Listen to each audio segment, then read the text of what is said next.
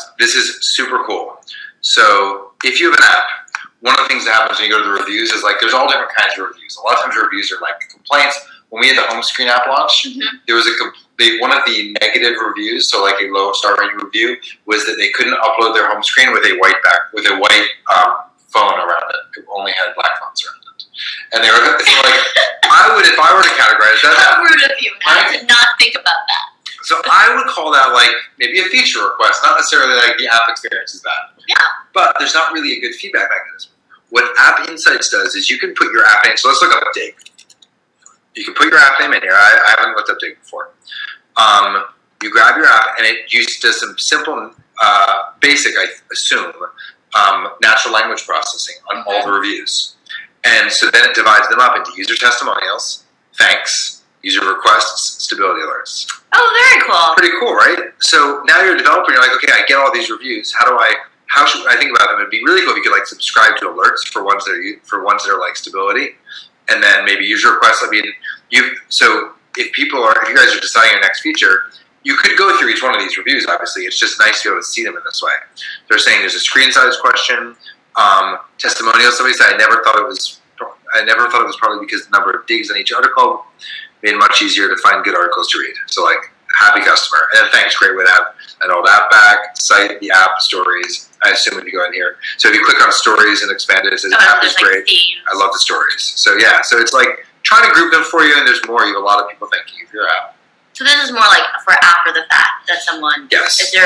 I feel like this would be really useful if, like, while someone's leaving a review for you, before you actually finalize the review, you can then grab it and like sort of sort it into like this is a request, and then push out something to them from your app, being like, hey, would you like to email our user support team? As opposed to instead of rating it really, really low. For something that it's not its intended purpose. Yeah, I mean, I think it's that would be. I think some people are doing that inside the app with like asking you before they ask you. So they ask you, do you want to? It's like, do you love it? And then want to rate it. And it's like, if you don't love it, then you push them out to like, hey, talk to our team, and maybe we can make you into a happy customer. Exactly. I think like this is great too, like when you're building features. But I think it would be really cool if this actually came ahead of the actual review. No, that would be awesome. So, but all they're doing, I mean, all this data is public. They're just categorizing in a really, really straightforward, easy to read way. And like, so if we look at BetaWorks, also we can see all the BetaWorks apps. All of them? I mean, a bunch of them. Oh wow! We've got dots, home screen. Some of these are not BetaWorks apps. I was like, do we know? I wonder why this is listed as BetaWorks. This one called 7tap is clearly a dots ripoff. But like, why? I wonder if they mentioned the word BetaWorks in that. Or maybe they said it's like the BetaWorks dots. It's like Schmots by BetaWorks. So like people are saying, I don't want to give access to Twitter.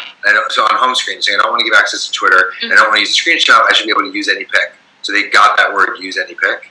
Like, that's pretty awesome. That they distilled this text, I should be able to, into allowed to category, use any pic as the thing. That's enable really cool. to look at others' home screens. If you click on that one, the app does. This is the very first version. I guess I don't know if this is wrong because like we've now uploaded, you can look at others' home screens, but you can't look at others' home screens or even verify app detection in the app. And so this is kind of things that they don't like about it. I feel like this almost makes me think that maybe they just have some kind of like Mechanical Turk. Like this is like it's like creepy how good it is, right? Yeah. Yeah. So I thought that was pretty neat. And even let's see. And even Saturday the search in the App Store is so horrible. I forgot to look up, so I don't know if that was a response to. I don't know. I think it's just a fact. Search is that in the App Store. Store. That's true. We agree with that. Search is that in the App Store. So what a great transition to let's see what's trending on home screen.